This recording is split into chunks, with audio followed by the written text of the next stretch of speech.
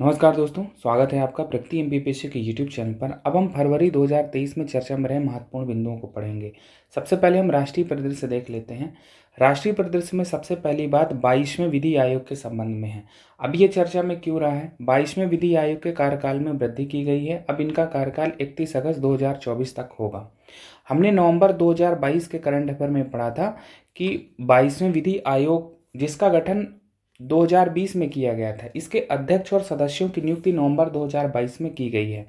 हमने विधि आयोग के बारे में डिटेल से डिस्कशन किया है नवंबर 2022 के डिस्कशन में, तो वहां आप जाके इसको एक बार देख लेंगे। यहाँ जो बातें महत्वपूर्ण उसको फिर से रिवीजन कर लेते हैं, बार बार रिपीट करने का कोई मतलब नहीं रहेगा।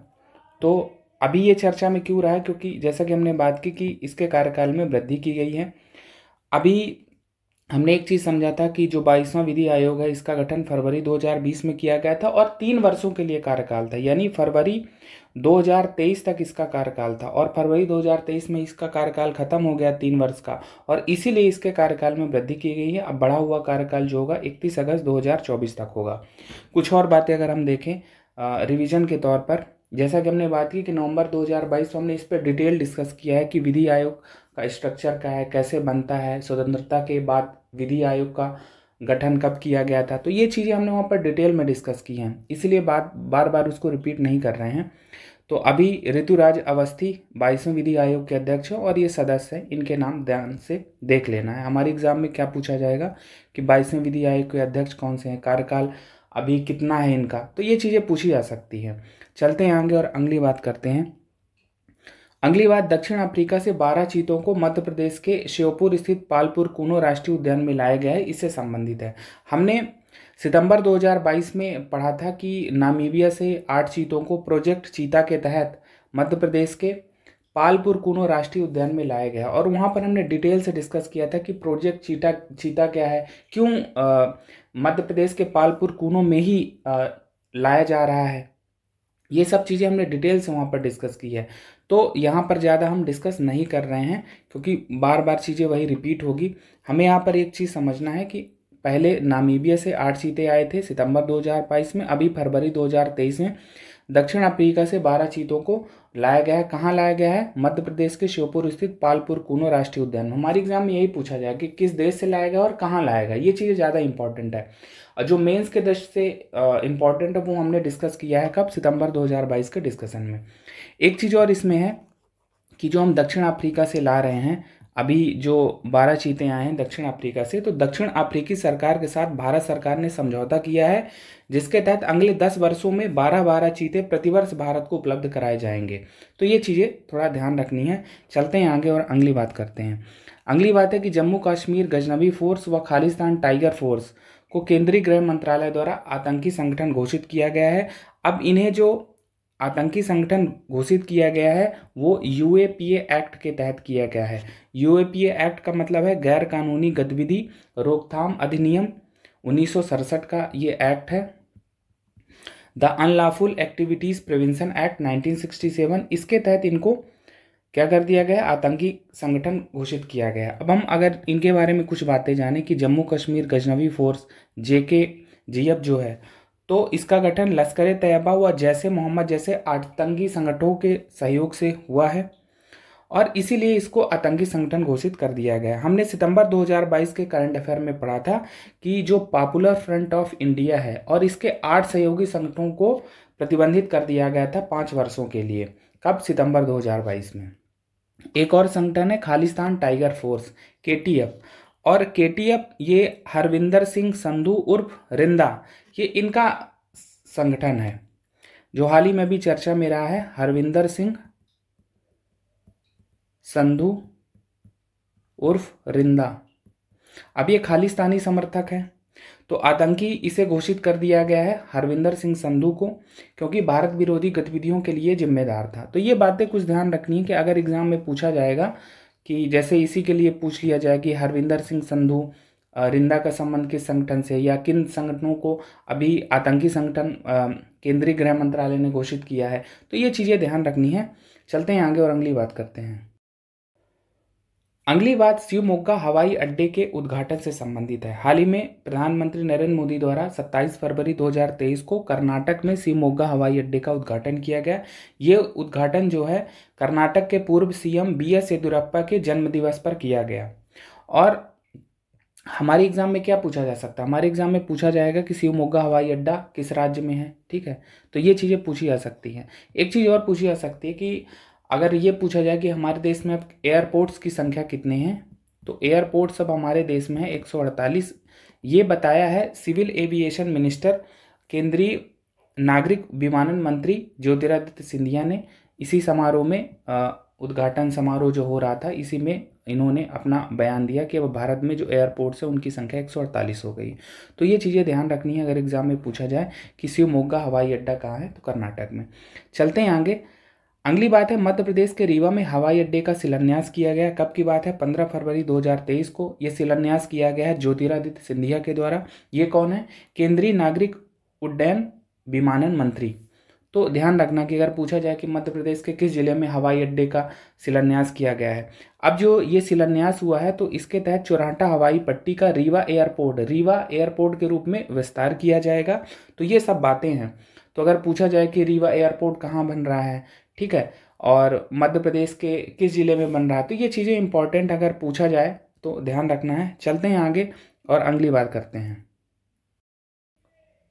अगली बात 12 राज्यों और एक केंद्र शासित प्रदेश में नए राज्यपालों की नियुक्ति से संबंधित है। फरवरी 2023 में ये नियुक्ति हुई है और नियुक्ति की गई राष्ट्रपति द्रौपदी मुर्मू द्वारा। कुछ बेसिक बातें जान लेते हैं कि राज्यपाल की नियुक्ति कौन करता है। तो राज्यपाल की नियुक्ति कौन करता है, राष्ट्रपति करते हैं और 5 वर्षों के लिए। एक है आर्टिकल 156(1) जिसमें कहा गया है कि राष्ट्रपति के प्रसाद पर्यंत राज्यपाल पद धारण करते हैं। और आर्टिकल है 156(2), वो कहता है कि राज्यपाल अपना पद त्याग कर सकते हैं, क्योंकि आप देखेंगे संविधान में राज्यपाल को हटाने संबंधी प्रक्रिया का उल्लेख नहीं है। तो ये बातें ध्यान रखनी कि नियुक्ति कौन करता है, राष्ट्रपति करते हैं 5 वर्षों के लिए सामान्यतः। और राज्यपाल राष्ट्रपति के प्रसाद पर्यंत पद को धारण करता है, ये आर्टिकल 156(1) में कहा गया है। और इसमें संविधान में कहीं भी राज्यपाल को हटाने संबंधी प्रक्रिया का उल्लेख नहीं है। ठीक है, और 156(2) कहता है कि ये अपना पद त्याग कर सकते हैं। तो ये कुछ बेसिक बातें थी। अब हम देख लेते हैं कि 12 राज्यों में नए राज्यपाल कौन कौन से हैं। ये एक लिस्ट यहाँ पर दी गई है कि जैसे अरुणाचल प्रदेश में नए राज्यपाल बनाए गए हैं केवल त्रिविक्रम परनाइक, सिक्किम में लक्ष्मण प्रसाद आचार्य, झारखंड में CP राधाकृष्णन, हिमाचल प्रदेश में शिव प्रताप शुक्ल, असम में गुलाब चंद कटारिया, ऐसे ही आप देखेंगे। और लद्दाख में आप देखेंगे ये जो UT है इसमें BD मिश्रा बनाए गए हैं। तो ये चीज़ें ध्यान रखनी है अगर पूछा जाएगा हमारे एग्जाम में।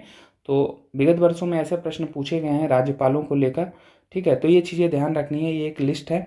चलते हैं आगे और अगली बात करते हैं। अगली बात त्रिपुरा, नागालैंड व मेघालय में विधानसभा चुनावों से संबंधित है और ये फरवरी 2023 में चुनाव हुए हैं। क्रम से देखते हैं, पहले हम त्रिपुरा को देख लेते हैं। तो त्रिपुरा में विधानसभा सीटों की संख्या, एक बात ध्यान रखना है कि यहाँ तीनों विधानसभा सीटों की संख्या 60 है। तो त्रिपुरा में मतदान कब हुआ, 16 फरवरी 2023 को। मतगणना 2 मार्च को हुई। और यहाँ पर हमने बात कही है कि BJP और IPFT की सरकार आई है। पहले भी यही सरकार थी। अब IPFT का क्या मतलब है, indigenous people front of Tripura, और इनकी सरकार आई है और मुख्यमंत्री बने हैं मनिक साहब। पूछा जा सकता है हमारे एग्जाम में कि त्रिपुरा के मुख्यमंत्री कौन है, या नागालैंड के मुख्यमंत्री कौन है, या मेघालय के मुख्यमंत्री कौन है। तो ये इनका नाम तो कम से कम पता ही होना चाहिए और ये भी पता होना चाहिए कि किसकी सरकार है वहाँ, क्योंकि 2017 के पेपर में पूछा गया था। ठीक है, कि किसकी सरकार बनी है असम में। तो इस तरह से प्रश्न पूछे गए हैं, तो अब आगे भी पूछे जा सकते हैं। तो ये चीज़ें ध्यान रखनी है। तो त्रिपुरा में हमने बात की कि BJP और IPFT की सरकार है। BJP ने यहाँ पर 32 सीटें प्राप्त की। कहाँ, त्रिपुरा की बात कर रहे हैं। और IPFT को 1 सीट मिली है। वहीं यहाँ पर जो दूसरी सबसे बड़ी पार्टी उभर के आई है वो है TMP। ये दूसरी पार्टी है जो सबसे बड़ी, इसने 13 सीटें त्रिपुरा विधानसभा चुनाव में प्राप्त की। अब इसका फुल फॉर्म क्या है, टिप्रा मोथा पार्टी। टिप्रा मोथा पार्टी। अब ये क्यों लोकप्रिय है, ये पृथक टिप्रालैंड की मांग करने वाली पार्टी और इसीलिए ये लोकप्रिय भी है। तो ध्यान रखना कि अगर पूछा जाए कि पृथक टिप्रा लैंड की मांग करने वाली पार्टी कौन सी है? तो टिप्रा मोथा पार्टी है, दूसरी बड़ी पार्टी रही है त्रिपुरा विधानसभा चुनाव में। ठीक है, तो ये बातें कुछ महत्वपूर्ण हैं। मुख्यमंत्री कौन बने हैं? मणिक साहा। ठीक है, तो ये चीज़ें ध्यान रखनी है। इसके अतिरिक्त और भी देखेंगे कि सीपीएम को कितनी सीटें मिली। ठीक है, कम्युनिस्ट पार्टी ऑफ इंडिया, मार्क्सवादी, इसको कितनी सीटें मिली? 11 मिली। कांग्रेस को कितनी मिली? 3। ये इंपॉर्टेंट नहीं है इतना, इंपॉर्टेंट जो है हमने उसको डिस्कस कर लिया। अब हम नागालैंड को भी देख लेते हैं कि नागालैंड में जो विधानसभा चुनाव फरवरी में हुए हैं तो उसको देख लेते हैं। तो नागालैंड में किसकी सरकार बनी है? बीजेपी और एनडीपीपी की, और मुख्यमंत्री बनाए गए हैं नेफ्यू रियो। अब नागालैंड में जो चुनाव हुए हैं 27 फरवरी को हुए हैं, और एक चीज़ ध्यान रखना कि नागालैंड में चुनाव हुए केवल 59 सीटों पर हुए, जबकि यहाँ पर 60 हैं। अब एक सीट पे क्यों नहीं हुआ? क्योंकि एक सीट पर बीजेपी के एक उम्मीदवार निर्विरोध चुन लिए गए, इसलिए 59 सीटों पर चुनाव हुआ। अब यहाँ पर हमने बात की कि बीजेपी के गठबंधन की सरकार है और बीजेपी और एनडीपीपी ने सरकार बनाई है। अब एनडीपीपी का क्या मतलब है? यहाँ पर national democratic progressive party. BJP को यहाँ पर 12 सीटें मिली, वहीं एनडीपीपी को यहाँ पर 25 सीटें मिली, और कुल 37 सीटें यहाँ पर हैं आउट ऑफ 59 या 60 आप कह दें, तो निर्विरोधी चुने गए हैं। तो ये चीज़ें हैं, और मुख्यमंत्री बनाए गए हैं नेफ्यू रियो। तो ये बातें महत्वपूर्ण है, ध्यान रखनी है। अब हम मेघालय का देख लेते हैं। तो मेघालय में जो विधानसभा चुनाव हुए हैं तो कब हुए? 27 फरवरी को यहाँ भी चुनाव हुए हैं। अब 60 सीटें यहाँ भी हैं। एक सीट पर चुनाव यहाँ नहीं हुआ, 59 सीटों पर ही चुनाव हुए। क्यों ऐसा हुआ? क्योंकि एक उम्मीदवार का निधन हो गया, इसलिए एक सीट पे चुनाव नहीं हुआ। तो यहाँ भी 59 सीटों पर चुनाव हुए, और सबसे बड़ी पार्टी यहाँ पर उभर कर आई है एनपीपी, नेशनल पीपल्स पार्टी। इसके बारे में एक बात और है कि ये जो उत्तर पूर्वी क्षेत्र है वहाँ एकमात्र राष्ट्रीय पार्टी है, राष्ट्रीय पार्टी है ये। ठीक है, तो पूर्वोत्तर में एकमात्र राष्ट्रीय पार्टी एनपीपी, और एनपीपी के ही हेड हैं कौन? कोनराड संगमा, और वही सीएम बनाए गए हैं। तो ये चीज़ ध्यान रखना। और यहाँ पर बीजेपी, एनपीपी, यूडीपी की सरकार है। तो इनके फुल फॉर्म जान लेते हैं। एनपीपी का मतलब क्या है? National peoples party. यूडीपी का क्या मतलब है? United democratic party. ठीक है, तो बीजेपी की यहाँ कितनी सीट आई हैं? बीजेपी की 2 सीट आई हैं। एनपीपी की कितनी सीट आई हैं? 26, और जो यूडीपी है उसकी सीट आई हैं 11। तो ये चीज़ें ध्यान रखनी है, अगर एग्जाम में पूछा जाए तो हमें ध्यान रखना है। अब विगत वर्षों में राज्यपाल को लेकर भी प्रश्न पूछे गए हैं, कि जैसे 2017 में ही पूछा गया था कि ममता बनर्जी को किसने शपथ दिलाई, तो राज्यपाल ही शपथ दिलाते। तो ध्यान रखना, इन सब के राज्यपाल भी ध्यान रखना। जैसे त्रिपुरा में राज्यपाल कौन है? सत्यनारायण आर्य। आप यहाँ पर देखिए राज्यपाल की एक लिस्ट दी गई है, ये देखिए आप यहाँ, तो आप देख लेंगे कि त्रिपुरा में कौन है? सत्यदेव नारायण आर्य हैं। और मेघालय देखते हैं, मेघालय में फागू चौहान है, और नागालैंड में ला गणेशन है। तो ऐसे ये पूरी लिस्ट है, आप एक बार देख लेंगे, क्योंकि अब एग्ज़ाम अगले ही माह है। तो ये चीज़ें इंपॉर्टेंट है। आप यहाँ पर देखिए लेफ्टिनेंट गवर्नर और प्रशासक कौन कौन है। जैसे अभी हमने लद्दाख की बात की तो बीडी मिश्रा हैं। दिल्ली में कौन है? विनय कुमार सक्सेना। तो इस तरह से ये सब नाम कम से कम थोड़ा ध्यान तो होने चाहिए कि कौन से कहाँ हैं, क्योंकि एग्ज़ाम में पूछा जा रहा है। और भी क्या पूछा जा सकता है कि त्रिपुरा की राजधानी क्या है? अगरतला। नागालैंड की क्या राजधानी है? कोहिमा। मेघालय की राजधानी क्या है? शिलोंग। ठीक है, यहाँ पर विधानसभा सीटों की संख्या हमने बात की कि सभी में 60-60 सीटें हैं। तो ये चीज़ें इंपॉर्टेंट हैं। चलते हैं आगे और अगली बात करते हैं। अब हाल ही में दिल्ली के उप मुख्यमंत्री मनीष सिसोदिया चर्चा में रहे। क्यों रहे? क्योंकि दिल्ली प्रशासन की 2021-22 की आबकारी नीति है, जिसे शराब नीति या लीकर पॉलिसी भी कहा जा रहा है, उसमें भ्रष्टाचार के आरोप को लेकर दिल्ली के उप मुख्यमंत्री मनीष सिसोदिया को सीबीआई द्वारा गिरफ्तार किया गया। तो इसीलिए मनीष सिसोदिया चर्चा में रहे हैं। अब इसमें सीबीआई का कहना है कि आबकारी नीति तैयार करने और उसके क्रियान्वयन दोनों में अनियमितताएं पाई गई हैं, और इसका जो आबकारी नीति दिल्ली सरकार द्वारा जारी की गई, इसका उद्देश्य आम आदमी पार्टी से जुड़े लोगों को लाभ पहुंचाना है, ऐसा सीबीआई का मानना है। सत्येंद्र जैन जो दिल्ली सरकार में मिनिस्टर रहे हैं, उनको पहले सीबीआई द्वारा गिरफ्तार कर लिया गया था। अभी फरवरी 2023 की बात है, दिल्ली के उप मुख्यमंत्री मनीष सिसोदिया को भी गिरफ्तार कर लिया गया। अब इसमें एक चीज़ और जानना है कि दिल्ली के उपराज्यपाल कौन हैं। ठीक है, तो आप यहाँ पर लिस्ट में देखेंगे दिल्ली के उपराज्यपाल कौन है? विनय कुमार सक्सेना। ठीक है, तो ये भी ध्यान रहना चाहिए कि कौन है। तो ये बातें इंपॉर्टेंट हैं। चलते हैं आगे और अगली बात करते हैं। अगली बात योग गुरु रामचंद्र से संबंधित है। अब ये चर्चा में क्यों रहे हैं? क्योंकि योग गुरु रामचंद्र की स्मृति में 150 रुपये मूल्य का स्मारक सिक्का जारी किया गया है भारत सरकार के द्वारा। अगर हम योग गुरु रामचंद्र जी के बारे में जानें तो इनका जन्म 1873 में हुआ था और इनकी जो मृत्यु हुई है वो 1931 में हुई। इनका संबंध यूपी के मैनपुरी से रहा। अब 1873 में इनका जन्म है तो इनकी स्मृति में 150 रुपये का सिक्का जारी किया गया जो 150वें जन्म दिवस की स्मृति में है। कुछ और बातें अगर जाने तो इनको लाला जी के नाम से जाना जाता है और योग का इन्होंने देश विदेश में प्रचार किया और इसी योगदान को सराहने के लिए भारत सरकार द्वारा ऐसा किया गया। तो ये बातें महत्वपूर्ण है। अगर पूछा जाए योग गुरु रामचंद्र या रामचंद्र जी के बारे में पूछा जाए कि कौन है तो इनका संबंध किस क्षेत्र से है, तो ऐसे प्रश्न पूछे गए हैं, तो ये बातें ध्यान रखनी है। चलते हैं आगे और अगली बात करते हैं। अगली बात सागर परिक्रमा कार्यक्रम के बारे में हाल ही में चर्चा में क्यों रहा? क्योंकि इसके तीसरे चरण का शुभारंभ किया गया है 19 फरवरी को गुजरात के हाजिरा पोर्ट से और समापन इसका हुआ 21 फरवरी को मुंबई के ससून डाक से।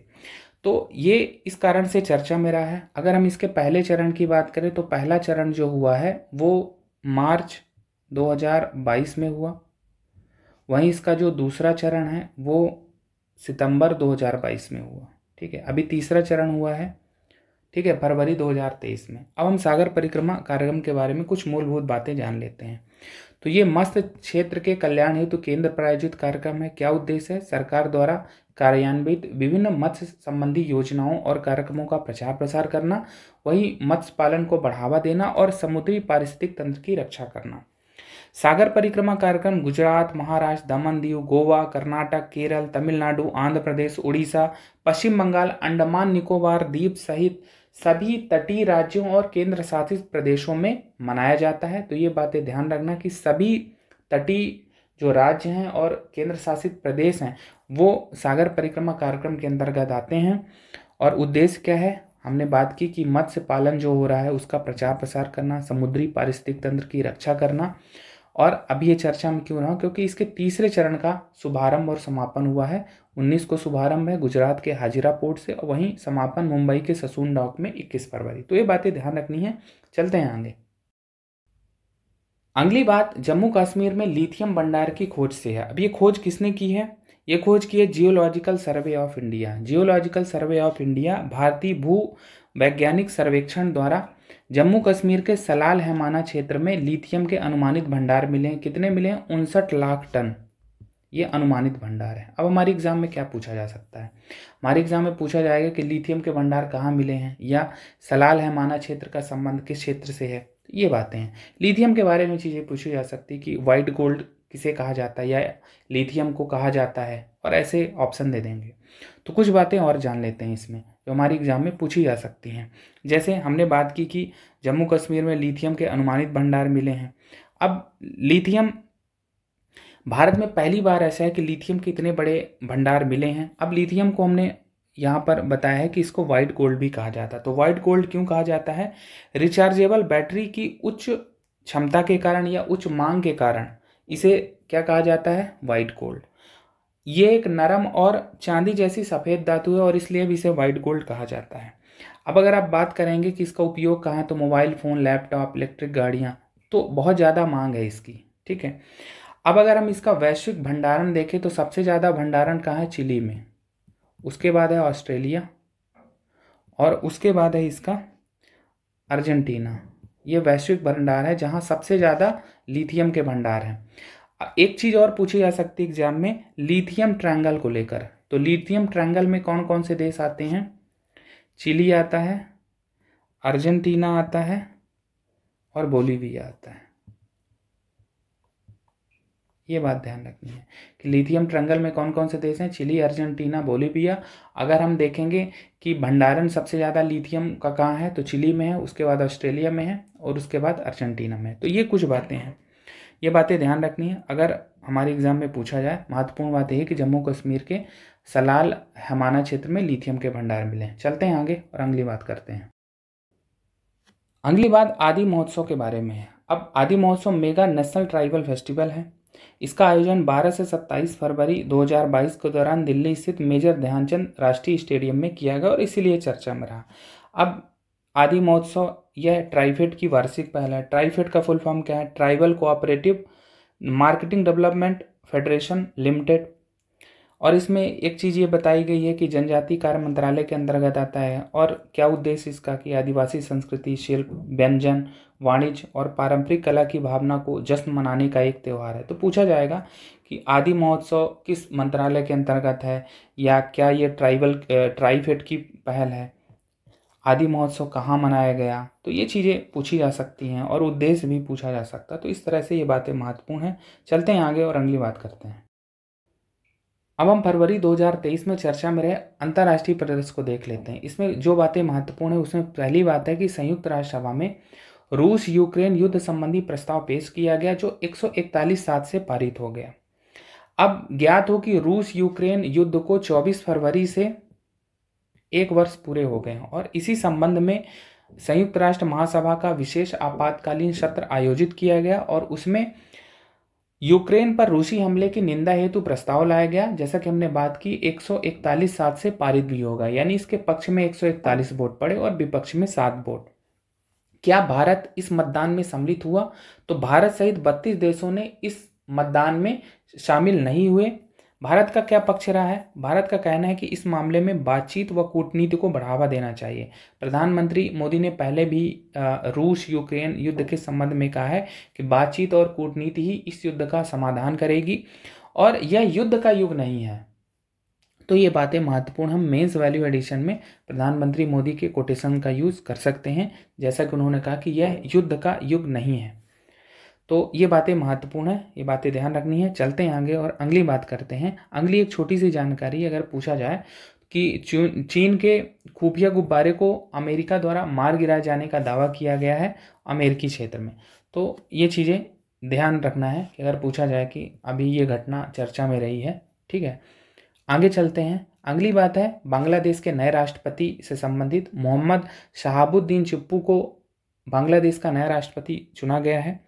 अब ये 22वें राष्ट्रपति होंगे बांग्लादेश के। इनसे पहले थे मोहम्मद अब्दुल हामिद, जिनका कार्यकाल 10 वर्षों तक रहा है। मोहम्मद अब्दुल हामिद 2013 से 2023 तक, अभी फरवरी 2023 तक रहे हैं, अप्रैल 2023 तक रहे हैं।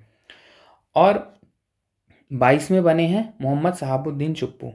बांग्लादेश के संविधान में एक बात कही गई है कि कोई भी व्यक्ति अधिकतम 2 कार्यकाल के लिए ही राष्ट्रपति बन सकता है और इसीलिए नए राष्ट्रपति का चुनाव हुआ है। मोहम्मद शहाबुद्दीन चुप्पू के बारे में जाने तो ये पूर्व न्यायाधीश रहे हैं और स्वतंत्रता सेनानी रहे हैं। तो ये बातें ध्यान रखनी है। चलते हैं आगे और अगली बात करते हैं। अगली बात है साइप्रस के नए राष्ट्रपति संबंधित। निकोस क्रिस्टोडुलाइड्स को साइप्रस का नया राष्ट्रपति चुना गया है। ये पूर्व विदेश मंत्री रहे हैं और निर्दलीय उम्मीदवार भी हैं। इनके पहले राष्ट्रपति कौन थे? लगातार 2 कार्यकाल के लिए थे निकोस एनास्तासिएड्स, और अभी नए कौन बने हैं? निकोस क्रिस्टोडुलाइड्स। साइप्रस के बारे में अगर बात जाने तो ये मध्य पूर्व यूरेशियाई देश है। आप देखिए इस मैप में यहाँ पर है साइप्रस, मध्य पूर्व यूरेशियाई देश है और द्वीपीय देश है और इसकी राजधानी क्या है? निकोसिया। तो ये बातें ध्यान रखनी है। चलते हैं आगे।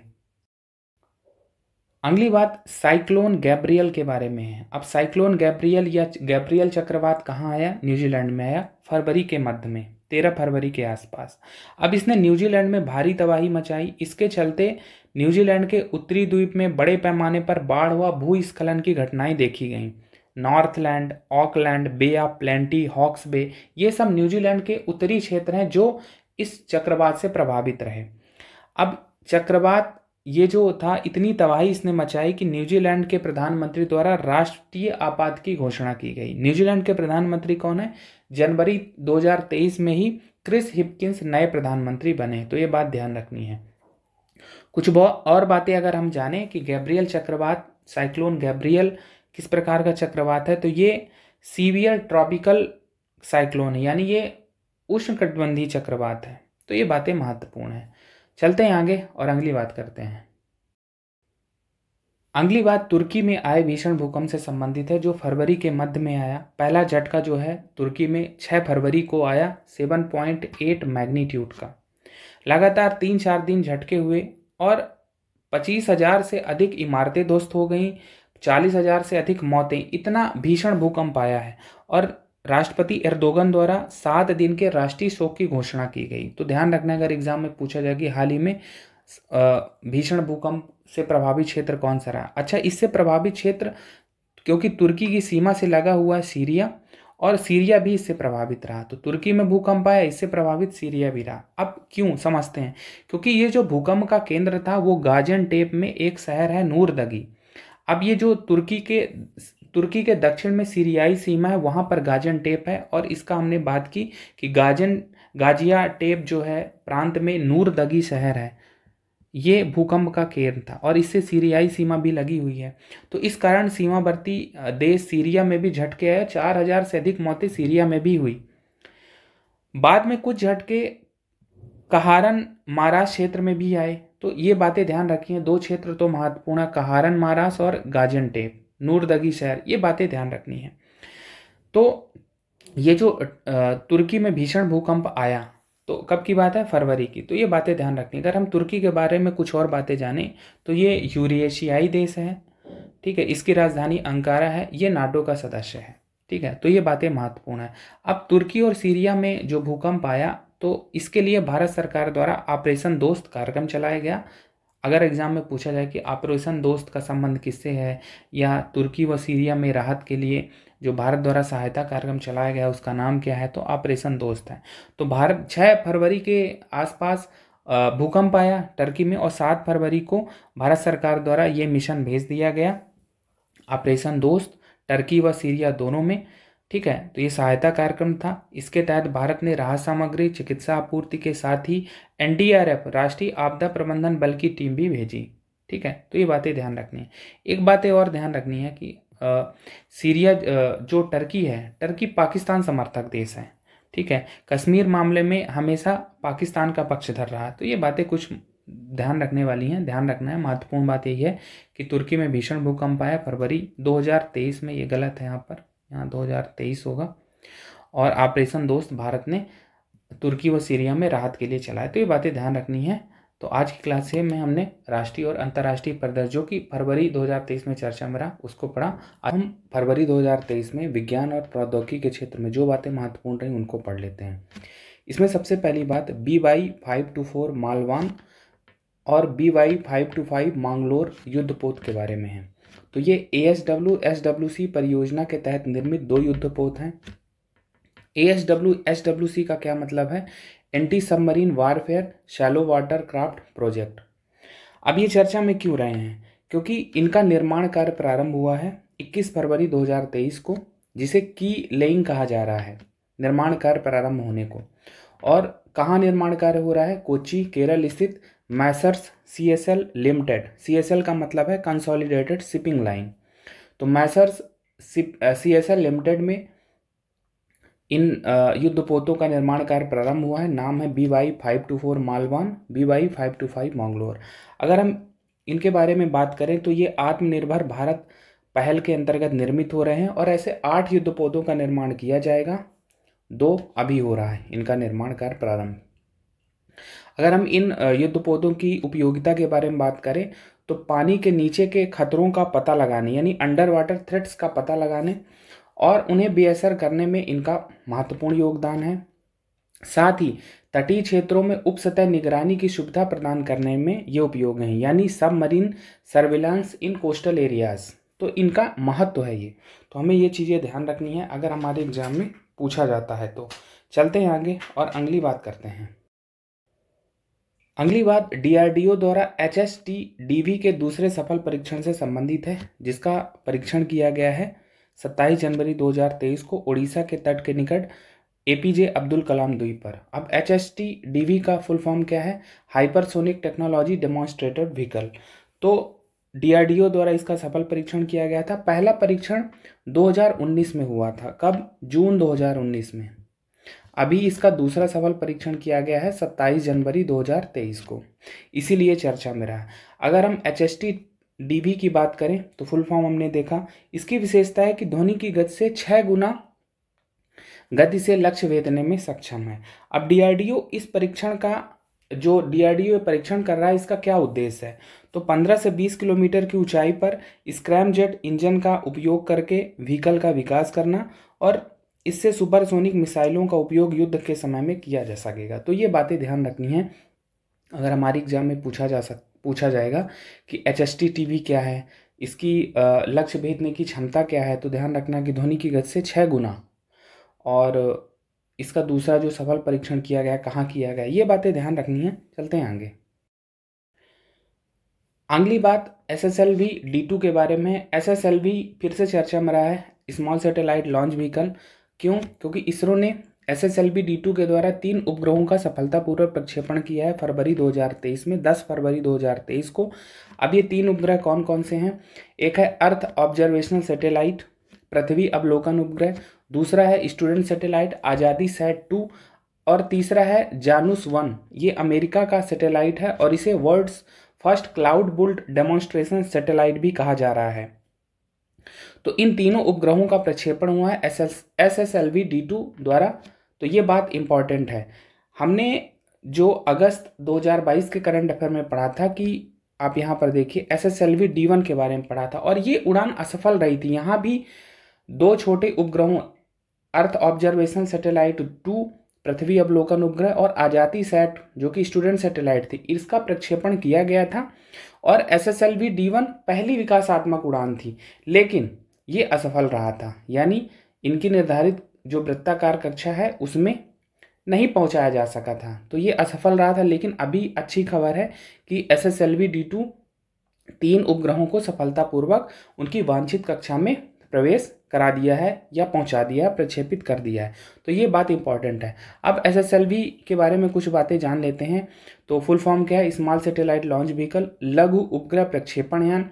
क्या उद्देश्य है? तो इसरो का मिशन है कि छोटे उपग्रहों के प्रक्षेपण के अंतर्राष्ट्रीय बाजार में अपनी स्थिति को मजबूत करना, बहुत कम लागत पर विदेशी उपग्रहों का प्रक्षेपण करना, और इसीलिए छोटे या लघु उपग्रहों को पृथ्वी की निचली कक्षा में प्रक्षेपित करना स्मॉल सैटेलाइट लॉन्च व्हीकल का उद्देश्य है। तो ये बातें महत्वपूर्ण, अगर हमारे एग्जाम में पूछा जाए कि आज़ादी सैट क्या है, जानुस किस देश से संबंधित है, ठीक है, यह पूछा जाए world's first cloud built demonstration satellite किस देश का है, ठीक है। तो ये चीज़ें इंपॉर्टेंट है हमारे एग्जाम में। चलते हैं आगे और अगली बात करते हैं। अगली बात दस्तलिक से संबंधित है। अब दस्तलिक 2023 है क्या? ये भारत और उज्बेकिस्तान का संयुक्त सैन्य अभ्यास है, जिसका आयोजन कहाँ किया गया है? पिथौरागढ़ उत्तराखंड में। कब की बात है ये? चौथा संस्करण है दस्तलिक 2023 का, 20 फरवरी से 5 मार्च 2023 तक। महत्वपूर्ण, हमारे एग्जाम में सीधा यही पूछा जाएगा कि दस्तलिक किन 2 देशों के बीच संयुक्त सैन्य अभ्यास है। अब हमने यहाँ पर एक मैप दिया है। अभी कुछ दिनों पहले ये चीज़ चर्चा में थी उज्बेकिस्तान के संबंध में। तो उज्बेकिस्तान मध्य एशियाई देश है जिसकी राजधानी है ताशकंद। अब उज्बेकिस्तान को डबली लॉक्ड कंट्री कहा जाता है। आप देखिए मैप में, ये उज्बेकिस्तान है, आप यहाँ देखेंगे इसकी ये सीमा है, इसकी सीमा उत्तर में आप देखेंगे कजाकिस्तान है और यहाँ पर तुर्कमेनिस्तान है, और ये जो है कैस्पियन सी है। तो इसे डबली लॉक्ड कंट्री कहा जाता है उज्बेकिस्तान को। लैंड लॉक कंट्री का क्या मतलब होता है? ऐसा देश जिसकी सीमा समुद्र से ना लगे, तो उसे लैंड लॉक कंट्री कहते हैं। और डबली लैंड लॉक कंट्री क्या है? जो लैंड लॉक कंट्री से घिरे हों। लेकिन यहाँ पर तो कैस्पियन सी है। तो एक बात हमें जानना है कि संयुक्त राष्ट्र कैस्पियन सी को समुद्र नहीं मानता। तो ये बात ध्यान रखनी है कि उज्बेकिस्तान एक डबली लैंड लॉक्ड है। एक और देश है जो डबली लैंड लॉक्ड है, उसका नाम है लिechtenstein। ये यूरोपीय देश है और ये स्विट्जरलैंड और ऑस्ट्रिया के बीच है। तो ये बात ध्यान रखनी है कि 2 देश हैं डबली लैंड लॉक्ड। डबली लैंड लॉक्ड का मतलब क्या है हमने समझा। चलते हैं आगे और अगली बात करते हैं। अगली बात IDEX 2023 और NAVDEX 2023 के बारे में। ये क्या है? IDEX है अंतर्राष्ट्रीय रक्षा प्रदर्शनी और NAVDEX है नौसैन्य रक्षा प्रदर्शनी। आप देखेंगे इसके फुल फॉर्म लिखे हुए हैं। अब इनका आयोजन अबू धाबी UAE में किया गया। कब से कब तक? 20 से 24 फरवरी 2023 के दौरान। अब भारत की ओर से इस प्रदर्शनी में कौन शामिल हुआ? INS सुमेधा शामिल हुआ। अगर हम INS सुमेधा की बात करें तो ये सरयू श्रेणी का स्वदेशी अपतटीय युद्धपोत है, ऑफशोर पेट्रोल वेसल है, गोवा शिपयार्ड लिमिटेड द्वारा निर्मित है। हमारे एग्जाम में यही पूछा जाएगा कि IDEX 2023, NAVDEX 2023 कहाँ हुआ इसका आयोजन। ठीक है, भारत अगर बहुत ज़्यादा पूछेगा तो भारत की ओर से कौन सा युद्धपोत सम्मिलित हुआ, तो ध्यान रखना आईएनएस सुमोधा। चलते हैं आगे और अगली बात करते हैं। अगली बात पहले वीर गार्जियन अभ्यास के बारे में है। अब ये वीर गार्जियन 2023 जो अभ्यास है भारत और जापान की वायुसेना का संयुक्त अभ्यास है, जिसका आयोजन जापान में किया गया। कब से कब तक किया गया? 12 से 26 जनवरी 2023 के दौरान। और एक इसमें सबसे खास बात रही है कि भारतीय दल का नेतृत्व किया है महिला स्क्वाड्रन लीडर अवनी चतुर्वेदी ने। और ये पहली बार है कि किसी विदेशी बल के साथ द्विपक्षीय सैन्य अभ्यास में भारतीय दल का नेतृत्व किसी महिला अधिकारी ने किया है। तो ध्यान रखना है, अगर हमारे एग्जाम में पूछा जाए कि वीर गार्जियन से संबंधित कौन से देश हैं, तो भारत और जापान वायुसेना का संयुक्त अभ्यास है। ये आयोजन पहला कहाँ हुआ? ठीक है, 12 से 26 जनवरी 2023 के दौरान जापान में। और इसका नेतृत्व किसने किया? तो ये बातें ध्यान रखनी है। अगली बात धर्म गार्जियन के बारे में है। धर्मा गार्जियन 2023 ये चौथा संस्करण था भारत और जापान की संयुक्त सैन्य अभ्यास का। इसका आयोजन भी जापान में किया गया है। तो ये बातें महत्वपूर्ण हैं। चलते हैं आगे और अगली बात करते हैं।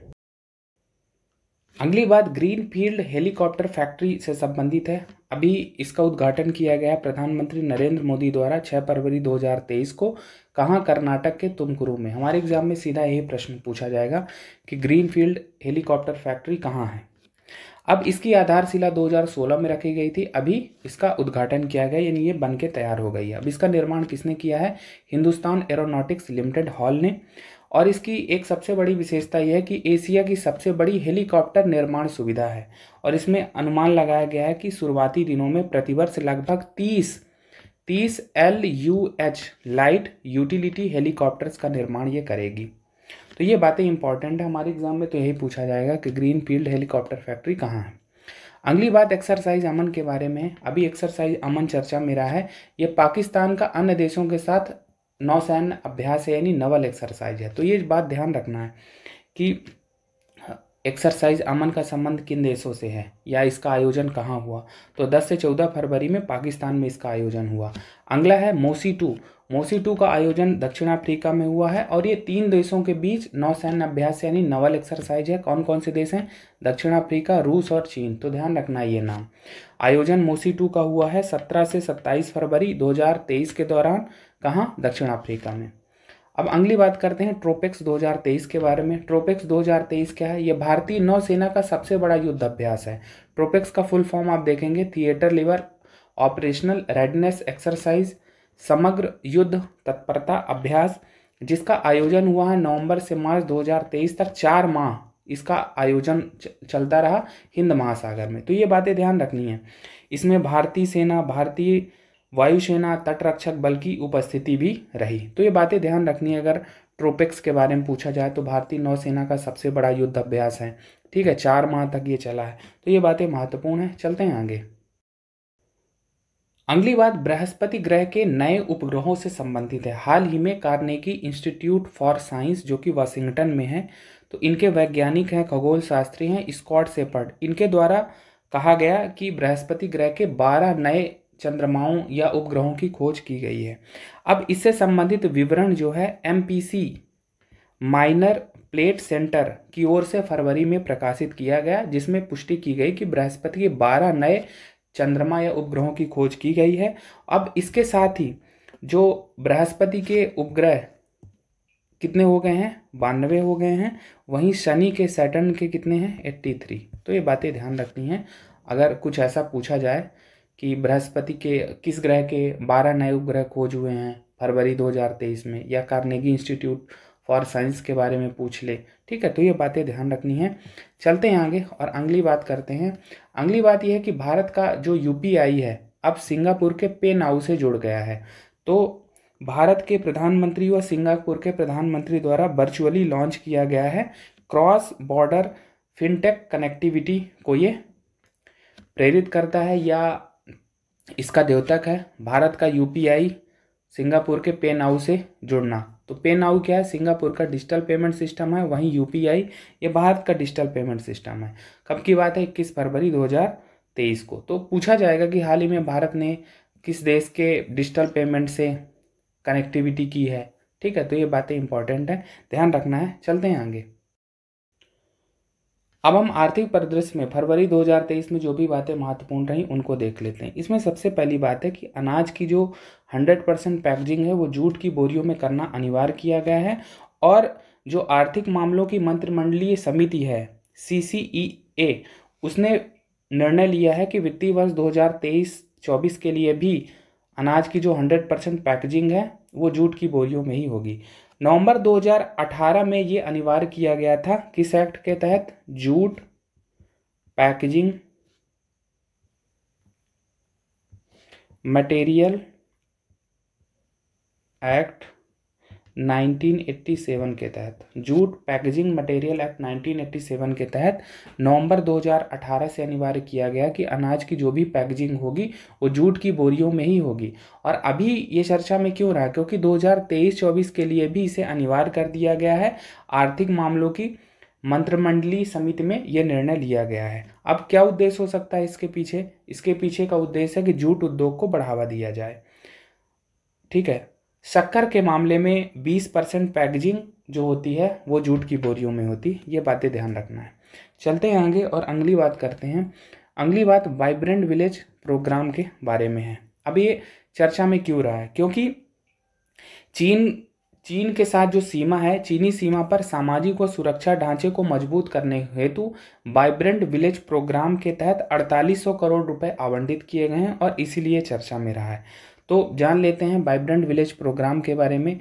तो ये केंद्रीय वित्त पोषित कार्यक्रम है, यानी सेंट्रली स्पॉन्सर्ड है। इसकी घोषणा की गई थी बजट पर 2022-23 में, और इसमें लक्ष्य रखा गया था कि 2025-26 तक उत्तर में जो सीमावर्ती क्षेत्र हैं जैसे लद्दाख, हिमाचल प्रदेश, उत्तराखंड, अरुणाचल प्रदेश, सिक्किम, इनको विकसित करना। विकसित करने का मतलब है कि यहाँ पर अवसंरचना विकास, स्वास्थ्य, सड़क, इंटरनेट कनेक्टिविटी, आजीविका के अवसरों का सृजन। वहीं सीमावर्ती जो क्षेत्र हैं, गांव हैं, वहाँ के निवासियों के जीवन स्तर को बेहतर बनाना भी इसका एक उद्देश्य है। इसमें गांवों में ग्राम पंचायतों की सहायता से जिला प्रशासन द्वारा वाइब्रेंट विलेज एक्शन प्लान बनाए जाएंगे। शुरुआत में इसमें कहा गया है कि 2963 गांवों को शामिल किया गया है, जिसमें पहले चरण में 600 से अधिक गांव शामिल हैं। तो ये बातें महत्वपूर्ण हैं। अगर पूछा जाएगा कि वाइब्रेंट विलेज प्रोग्राम का संबंध किससे है, तो ध्यान रखना है कि उत्तर में जो सीमावर्ती क्षेत्र हैं उनके विकास से संबंधित है ये योजना। कब तक का लक्ष्य रखा गया है, कब इसकी घोषणा की गई है, अभी ये चर्चा में क्यों रहा है? अभी ये चर्चा में क्यों रहा है? क्योंकि वाइब्रेंट विलेज प्रोग्राम के तहत जो चीनी सीमा हमारी लगती है वहाँ पर 4800 करोड़ रुपए आवंटित किए गए हैं खर्च करने के लिए, सामाजिक और सुरक्षा ढांचे को मजबूत करने के लिए। तो ये बातें महत्वपूर्ण हैं। चलते हैं आगे और अगली बात देखते हैं। अगली बात भारत और पाकिस्तान के द्विपक्षीय व्यापार से संबंधित है। वाणिज्य मंत्रालय के आंकड़े आए हैं जिसमें कहा गया है कि 2022-23 के पहले 9 माह में, यानी अप्रैल से दिसंबर 2022 में भारत और पाकिस्तान के द्विपक्षीय व्यापार में वृद्धि हुई है। इसको थोड़ा समझते हैं कि 2019-20 में भारत और पाकिस्तान के बीच जो व्यापार था वो कितना था? लगभग 83 करोड़ डॉलर का था। 83 करोड़ डॉलर का। 2020-21 में ये आंकड़ा कितना हो गया? घटकर 32 करोड़ डॉलर हो गया, 32.93। वहीं 2021-22 का जो पूरा वित्तीय वर्ष रहा उसमें फिर बढ़ा, 51.64 करोड़ डॉलर है। और अभी जो आंकड़ा आया है शुरुआती 9 महीने का 2022-23 का आंकड़ा आया है, पहले 9 माह का, यानी अप्रैल से और दिसंबर तक का ये आंकड़ा है, जिसमें कहा गया कि 1.35 अरब डॉलर का हो चुका है व्यापार। ठीक है, तो ये कुछ आंकड़ा अगर पूछा जाएगा कि भारत पाकिस्तान द्विपक्षीय व्यापार में हाल ही में क्या ग्रोथ दिख रही है कि नेगेटिव जा रही है, तो ये चीज़ें ध्यान रखना है कि अभी ग्रोथ हुई है। तो इस प्रकार से आज की क्लास में हमने विज्ञान और प्रौद्योगिकी और आर्थिक क्षेत्र में जो भी बातें फरवरी 2023 से महत्वपूर्ण रही हैं उनको समझने की कोशिश की। आज हम नियुक्ति और निधन के कारण चर्चा में रहे महत्वपूर्ण व्यक्तित्वों को पढ़ लेते हैं जो फरवरी 2023 में चर्चा में रहे हैं। इसमें सबसे पहला नाम आयुष्मान खुराना का है। अब ये क्यों चर्चा में रहे? क्योंकि इन्हें यूनिसेफ इंडिया का राष्ट्रीय राजदूत बनाया गया, नेशनल एम्बेसडर बनाया गया है। कब की बात है? 20 फरवरी 2023 को। तो पूछा जा सकता है कि यूनिसेफ इंडिया के राष्ट्रीय राजदूत हैं या आयुष्मान खुराना अभी हाल ही में चर्चा में क्यों रहे? तो इस प्रकार के प्रश्न पूछे जा सकते हैं। अब हम यूनिसेफ के बारे में कुछ बातें जान लेते हैं। तो यूनिसेफ का फुल फॉर्म क्या है? United Nations International Children's Emergency Fund. इसकी स्थापना 1946 में हुई थी। कब? 11 दिसंबर 1946 को इसकी स्थापना हुई थी। इसका हेडक्वार्टर कहाँ है? न्यूयॉर्क में है। और 190 से अधिक इसके सदस्य देश हैं।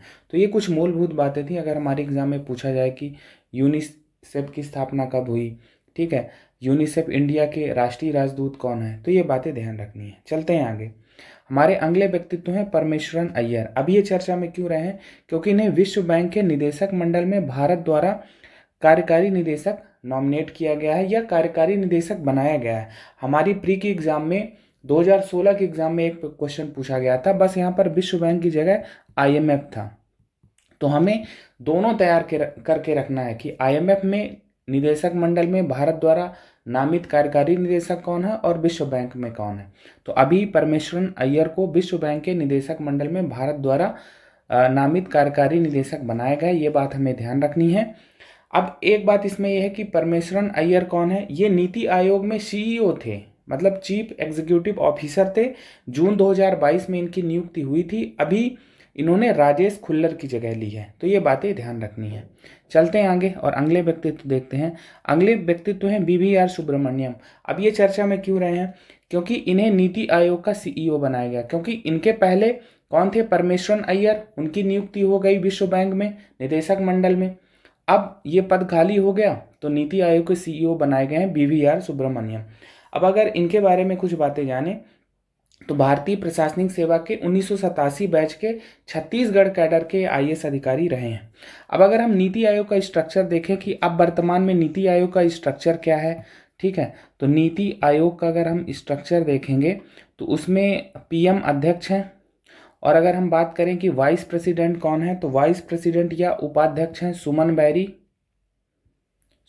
बेरी। और ये कब से हैं? 1 मई 2022 से ही वाइस प्रेसिडेंट के पद पर हैं। वहीं CEO अभी हमने पढ़ा कि कौन हो गए हैं? BVR सुब्रमण्यम। तो ये बातें ध्यान रखनी है। चलते हैं आगे और अगले व्यक्तित्व के बारे में बात करते हैं। अगले व्यक्तित्व हैं राजेश मल्होत्रा। ये क्यों चर्चा में रहे हैं? क्योंकि इन्हें प्रधान महानिदेशक प्रेस सूचना ब्यूरो, प्रेस इंफॉर्मेशन ब्यूरो का प्रधान महानिदेशक, प्रिंसिपल DG बनाया गया है। राजेश मल्होत्रा जी के बारे में कुछ बातें जाने तो भारतीय सूचना सेवा के 1989 बैच के अधिकारी रहे हैं और इन्होंने सत्येंद्र प्रकाश की जगह ली है, जो अगस्त 2022 से इस पद पर कार्यरत थे और अभी हाल ही में सेवानिवृत्त हुए हैं। तो ध्यान रखना कि अगर पूछा जाए कि प्रेस सूचना ब्यूरो के प्रधान महानिदेशक कौन है या राजेश मल्होत्रा जी के बारे में पूछा जाए तो ये बातें ध्यान रखनी है।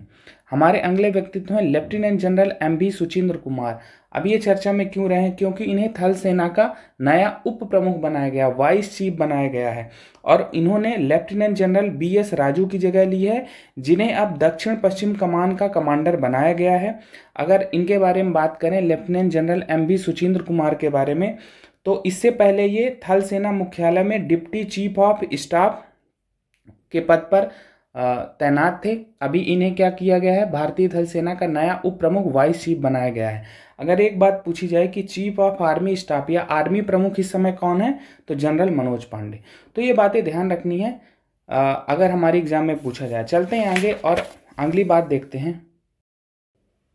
अगली बात सुप्रीम कोर्ट में 7 नए न्यायाधीशों की नियुक्ति से संबंधित है। फरवरी 2023 में राष्ट्रपति द्रौपदी मुर्मू द्वारा सुप्रीम कोर्ट के कॉलेजियम की संस्तुति पर 7 नए न्यायाधीशों की नियुक्ति की गई है। अब सुप्रीम कोर्ट में न्यायाधीशों की संख्या कितनी हो गई है? 34, जिसमें 1 मुख्य न्यायाधीश हैं और 33 अन्य न्यायाधीश हैं। तो सुप्रीम कोर्ट में जितने न्यायाधीश होने चाहिए अब उनकी संख्या पूरी हो गई है फरवरी 2023 में। अब हम इसमें समझते हैं कि आर्टिकल 124 है हमारे संविधान का 124, जिसमें ये कहा गया है कि राष्ट्रपति न्यायाधीशों की नियुक्ति करेंगे सुप्रीम कोर्ट में और शपथ दिलाते हैं chief justice of India, Bharat के मुख्य न्यायाधीश। अब हम देख लेते हैं कि कौन कौन से न्यायाधीश हैं जो सुप्रीम कोर्ट में नियुक्त हुए हैं। तो एक हैं पंकज मित्तल। ये राजस्थान हाई कोर्ट में चीफ जस्टिस थे और ये सुप्रीम कोर्ट में न्यायाधीश बने हैं। अगला नाम है संजय करोल का। ये पटना हाई कोर्ट में चीफ जस्टिस थे। अगला नाम है एहसानुद्दीन अमानुल्लाह, ये पटना हाई कोर्ट में वरिष्ठ जज थे। अगला नाम है पीवी संजय कुमार का, ये मणिपुर चीफ जस्टिस थे, मणिपुर हाई कोर्ट के चीफ जस्टिस थे। अगला नाम है मनोज मिश्र का, ये इलाहाबाद हाई कोर्ट में वरिष्ठ जज थे। अगला नाम है राजेश बिंदल का, ये इलाहाबाद हाई कोर्ट में चीफ जस्टिस थे। वहीं अरविंद कुमार जो कि गुजरात हाई कोर्ट में चीफ जस्टिस थे। इन सभी न्यायाधीशों की नियुक्ति हुई है सुप्रीम कोर्ट में, तो ये बातें ध्यान रखनी है। चलते हैं आगे। अब हम निधन के कारण चर्चा में रहे महत्वपूर्ण व्यक्तित्वों को पढ़ लेते हैं। इसमें सबसे पहला नाम वाणी जयराम का है। वाणी जयराम को आधुनिक भारत की मीरा कहा जाता है और 4 फरवरी 2023 को 78 वर्ष की आयु में चेन्नई स्थित अपने आवास पर इनकी संदिग्ध परिस्थितियों में मृत्यु हो गई।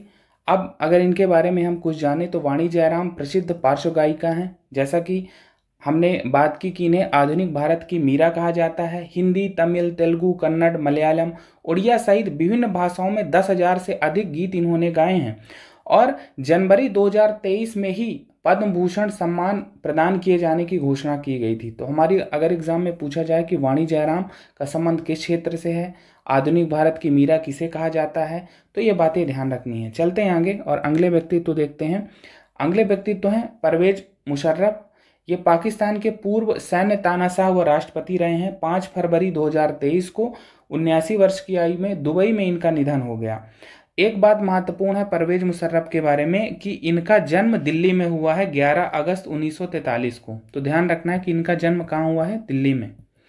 मई जुलाई 1999 के कारगिल युद्ध के ये खलनायक माने जाते हैं और जब भारत से हार गया पाकिस्तान तो हार का ठीकरा तत्कालीन प्रधानमंत्री नवाज शरीफ पर फोड़ दिया और पाकिस्तान सरकार का तख्ता पलट कर दिया। कब की बात है, 1999 में। और फिर ये वहाँ के राष्ट्रपति बन गए और 2008 तक इन्होंने शासन किया। तो ये बातें ध्यान रखनी है। चलते हैं आगे, अगले व्यक्तित्व देखते हैं। हमारे अगले व्यक्तित्व हैं के विश्वनाथ। के विश्वनाथ ये दक्षिण भारत के जाने माने फिल्म निर्माता रहे हैं। तमिल, तेलुगु, हिंदी में इन्होंने कई फिल्मों का निर्माण किया। कला तपस्वी के नाम से ये लोकप्रिय रहे हैं। 92 वर्ष की आयु में 2 फरवरी को इनका निधन हो गया। एक सबसे महत्वपूर्ण बात है के विश्वनाथ के बारे में कि 2016 का जो दादा साहब फाल्के पुरस्कार है इन्हें प्रदान किया गया था। दादा साहब फाल्के पुरस्कार फिल्म जगत का सर्वोच्च पुरस्कार माना जाता है। तो ये बातें ध्यान रखनी है अगर पूछा जाए के विश्वनाथ के बारे में कि क्या इन्हें दादा साहब फाल्के पुरस्कार मिला है या नहीं, या इनका संबंध किस क्षेत्र से है, या कला तपस्वी के बारे में पूछा जा सकता है। तो ये बातें ध्यान रखनी है। हमारे अगले व्यक्तित्व हैं जावेद खान अमरोही। ये बॉलीवुड के प्रसिद्ध अभिनेता हैं और 70 वर्ष की आयु में 14 फरवरी को इनका निधन हो गया। 100 से अधिक फिल्मों में इन्होंने अभिनय किया है और फिल्म अगर आपने लगान देखी हो तो उन्होंने इसमें राम सिंह का किरदार निभाया। और मुझे जहाँ तक याद आ रहा है तो राम सिंह जो जब क्रिकेट होता है तो उसमें कमेंट्री जो करते हैं वही हैं ये। तो ध्यान रखना है। जावेद खान अमरोही पूछा जाए कि इनका संबंध किस क्षेत्र से है, ठीक है, तो ये बातें ध्यान रखनी है। चलते हैं आगे। अब हम पुरस्कार और सम्मान जो फरवरी 2023 में चर्चा में रहे उनको देख लेते हैं। इसमें सबसे पहली बात 65वें ग्रेमी पुरस्कार 2023 के बारे में है। अब ग्रेमी पुरस्कार का संबंध किस क्षेत्र से है तो ध्यान रखना है कि संगीत के क्षेत्र में ये पुरस्कार दिए जाते हैं और इनका वितरण जो अभी 2023 का है 65वां संस्करण है वो लॉस एंजलिस अमेरिका में किया गया 5 फरवरी 2023 को।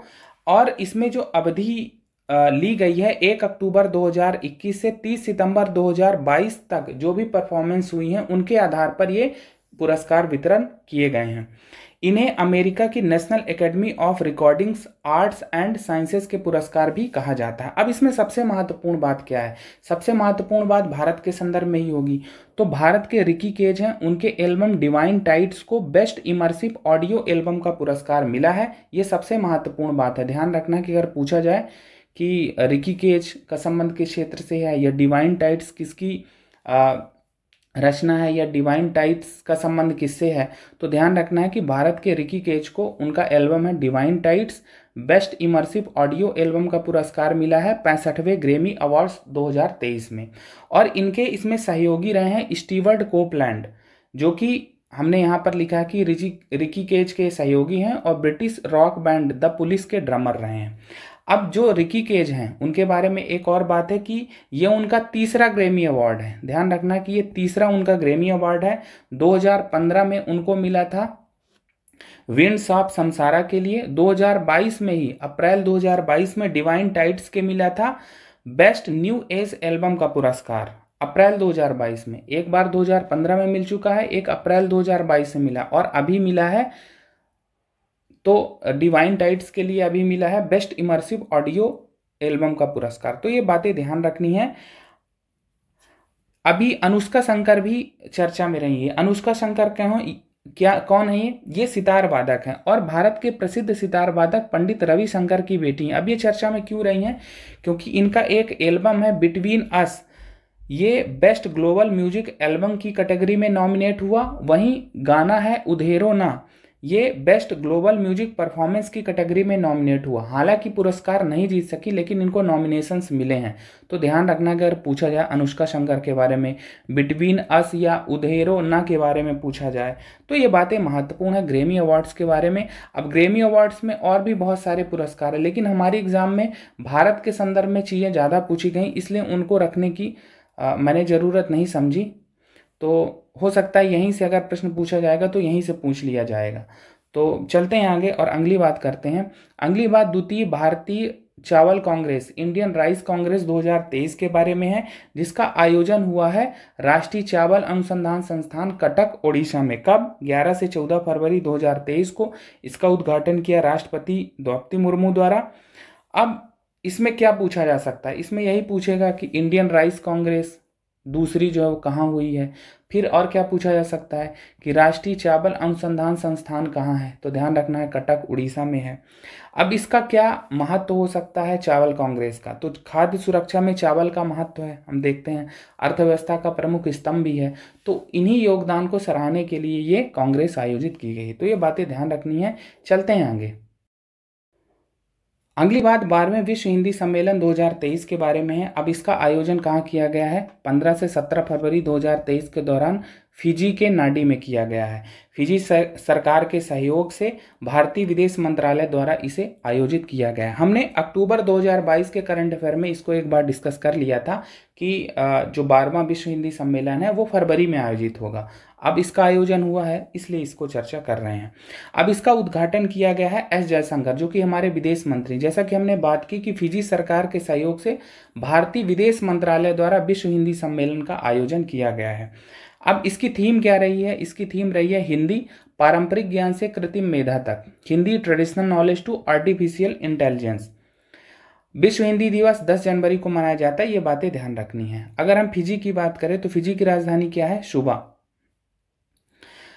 और अगर हम विश्व हिंदी सम्मेलन के बारे में कुछ मूलभूत बातें जाने तो पहला विश्व हिंदी सम्मेलन हुआ था 10 से 12 जनवरी 1975 को। 10 से 12 जनवरी 1975 को हुआ था। और पहले विश्व हिंदी दिवस की वर्षगांठ का प्रतीक है विश्व हिंदी दिवस, जो 10 जनवरी को मनाया जाता है। क्योंकि पहला जो विश्व हिंदी सम्मेलन है कब हुआ है? 10 से 12 जनवरी 1975 को, और विश्व हिंदी दिवस 10 जनवरी को मनाया जाता है। कुछ और बातें जो महत्वपूर्ण है। अच्छा, पहला कहाँ हुआ था? ये नागपुर में हुआ था। ये ध्यान रखना है कि पहला विश्व हिंदी सम्मेलन नागपुर में हुआ था। एक विश्व हिंदी सम्मेलन जो है वो मध्य प्रदेश में भी हुआ है, 10वां विश्व हिंदी सम्मेलन, जो कि 2015 में, सितंबर 2015 में आयोजित हुआ है। कहाँ? भोपाल में। तो ये ध्यान रखना है। हमारे एमपी के दृष्टि से अगर पूछा जाए कि ऐसा कौन सा सम्मेलन है विश्व हिंदी सम्मेलन जो मध्य प्रदेश में हुआ, तो भोपाल में हुआ है सितंबर 2015 में। ये 10वां है। तो ये चीज़ें ध्यान रखनी है। चलते हैं आगे और अगली बात करते हैं। अगली बात खजुराहो नृत्य समारोह 2023 के बारे में है। ये 49वां खजुराहो नृत्य समारोह है 2023 का, जिसका आयोजन किया गया है खजुराहो, मध्य प्रदेश के छतरपुर जिले में 20 से 26 फरवरी 2023 के दौरान। और आयोजन किया है मध्य प्रदेश शासन के संस्कृति विभाग द्वारा अलाउद्दीन खां संगीत एवं कला अकादमी भोपाल द्वारा। अब इसका उद्घाटन किसके द्वारा किया गया? राज्यपाल हैं मंगू भाई पटेल के द्वारा। और इस महोत्सव में देश विदेश के कलाकारों ने अपना प्रदर्शन किया या परफॉर्मेंस दी। तो ये बातें महत्वपूर्ण। हमारे एग्जाम में क्या पूछा जाएगा कि 49वां खजुराहो नृत्य समारोह कहाँ हुआ, तो मध्य प्रदेश का छतरपुर जिला है। ठीक है, कब से कब, 20 से 26 फरवरी। उद्घाटन किसने किया, तो राज्यपाल मंगू भाई पटेल ने। ठीक है, और अगर ये पूछा जाए कि कौन कौन से मध्य प्रदेश के विभाग इसमें शामिल हैं, तो मध्य प्रदेश शासन का संस्कृति विभाग है और अलाउद्दीन खां संगीत एवं कला अकादमी भोपाल द्वारा इसका आयोजन हुआ है। तो ये बातें ध्यान रखनी है। चलते हैं आगे और अगली बात करते हैं। अगली बात अमृत पैक्स 2023 के बारे में है। अब ये अमृत पैक्स क्या है, ये राष्ट्रीय डाक टिकट संग्रह प्रदर्शनी है, नेशनल फिलाटेलिक एग्जीबिशन है ये। ठीक है, अब इसका आयोजन 11 से 15 फरवरी 2023 के दौरान नई दिल्ली में हुआ। एक बात इसमें महत्वपूर्ण है कि 1 दशक के बाद इसका आयोजन हुआ है। क्या ये राष्ट्रीय डाक टिकट संग्रह प्रदर्शनी अमृत पैक्स 2023, एग्जाम में हमारे इतना ही पूछा जाएगा कि इसका संबंध किससे है या इसका आयोजन कहाँ हुआ।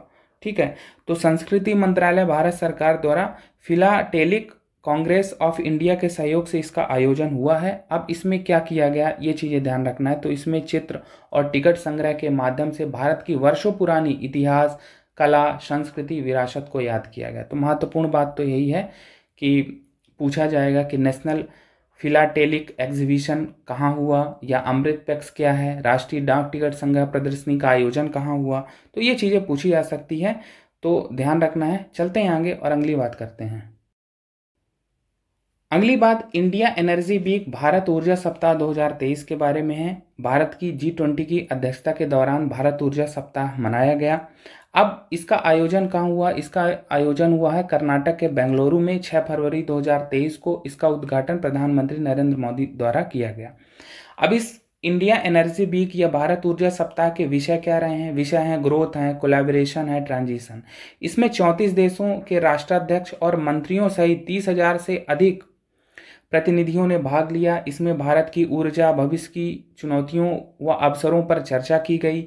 इसके साथ ही प्रधानमंत्री नरेंद्र मोदी द्वारा 11 राज्यों व केंद्र शासित प्रदेशों में तेल विपणन कंपनियों के 84 रिटेल आउटलेट्स पर E20 फ्यूल की लॉन्चिंग की गई और Hindustan petroleum corporation limited HPCL द्वारा आयोजित हरित गतिशीलता रैली, ग्रीन मोबिलिटी रैली को हरी झंडी दिखाई गई। यानी यहाँ पर दो चीज़ें महत्वपूर्ण हैं। ये जो इंडिया एनर्जी वीक है, यहाँ E20 जो फ्यूल है इसकी लॉन्चिंग की गई और ग्रीन मोबिलिटी रैली को हरी झंडी दिखाई दी गई, हरी झंडी दिखाई गई। अब इसमें हम जान लेते हैं कि E20 फ्यूल क्या है जिसकी लॉन्चिंग की गई है। तो E20 फ्यूल का मतलब है कि पेट्रोल के साथ 20% इथेनॉल का मिश्रण है। अब एक प्रोग्राम चलता है इथेनॉल बिल्डिंग प्रोग्राम, तो जिसमें लक्ष्य रखा गया है कि वर्ष 2025 तक इथेनॉल को 20% मिश्रित किया जाएगा और इस लक्ष्य को पूर्ण रूप से प्राप्त करना है 2025 तक। इथेनॉल बिल्डिंग प्रोग्राम अगर पूछा जाए तो ध्यान रखना है कि इसमें सरकार का लक्ष्य है कि वर्ष 2025 तक इथेनॉल के 20% सम्मिश्रण को पूर्ण रूप से हासिल करना है। अब क्या उद्देश्य हो सकता है, तो ऊर्जा के क्षेत्र में आत्मनिर्भरता प्राप्त करना, ये उसका उद्देश्य हो सकता है इथेनॉल ब्लेंडिंग प्रोग्राम का। इससे क्या लाभ होंगे, जब इथेनॉल ब्लेंडिंग होगी, सम्मिश्रण किया जाएगा तो पेट्रोल कम लगेगा, यानी हम भारत की ऊर्जा क्षेत्र में आत्मनिर्भरता बढ़ेगी, पेट्रोल का आयात कम होगा तो विदेशी मुद्रा की बचत होगी। वहीं CO2 उत्सर्जन में कमी आएगी, जैव ईंधन का उत्पादन बढ़ेगा। अब हम बात कर लेते हैं हरित गतिशीलता रैली, ग्रीन मोबिलिटी रैली के बारे में। तो इसका उद्देश्य क्या है, हरित ईंधन जो ग्रीन फ्यूल है इसके लिए जागरूकता बढ़ाना लोगों में। अब इसमें स्थायी ऊर्जा स्रोतों जैसे E20, E85, flex fuel, hydrogen fuel, electric जो बाइक्स हैं या गाड़ियां हैं, वाहन हैं आदि के उपयोग से चलने वाले 57 वाहनों की भी भागीदारी शामिल है इस हरित गतिशीलता रैली में। इससे क्या फायदा होगा, अगर लोगों में ग्रीन फ्यूल के संबंध में जागरूकता आएगी तो कार्बन उत्सर्जन कम होगा, लोग पर्यावरण के संरक्षण, प्रकृति के संरक्षण के महत्व को समझेंगे, पर्यावरण के अनुकूल एवं टिकाऊ परिवहन विकल्पों का विकास होगा। तो ये बातें महत्वपूर्ण हैं।